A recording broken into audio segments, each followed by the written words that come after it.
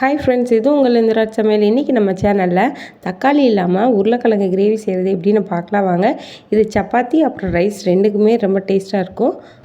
உருளைக்கிழங்கை இந்த மாதிரி தோலை நீக்கிட்டு கட் பண்ணி எடுத்துக்கோங்க. கடாயில் எண்ணெய் சூடேறினதும் உருளைக்கிழங்கு போட்டு நல்லா கோல்டன் ப்ரௌன் கலர் வர்ற மாதிரி பொரித்து எடுத்துக்கலாம். பொரிச்ச உருளைக்கிழங்கை தனியாக எடுத்து வச்சுக்கோங்க. கிரேவிக்கு 2 வெங்காயம், காரத்துக்கு தகுந்த மாதிரி வரமிளகாய், அரை ஸ்பூன் சோம்பு சேர்த்து அரைச்சி எடுத்துக்கலாம். கடாய் சூடேறினதும் தாளிப்புக்கு கடுகு, பட்டை, லவங்கம் போட்டுட்டு ஒரு கொத்து கருவேப்பிலை போட்டுக்கோங்க. இதோட இஞ்சி பூண்டு பேஸ்ட்டு போட்டு அதோட பச்சை வாசனை போகிற வரைக்கும் வதக்கி விட்டுக்கோங்க. நம்ம அரைச்சி வச்சுருக்க மசாலாலேருந்து நல்லா பச்சை வாசனை போகிற வரைக்கும் வதக்கி எடுத்துக்கலாம். இதில் 1 ஸ்பூன் அளவுக்கு மஞ்சள் தூள், 1 ஸ்பூன் மல்லித்தூள் சேர்த்துட்டு தேவையான அளவு உப்பு சேர்த்துக்கோங்க.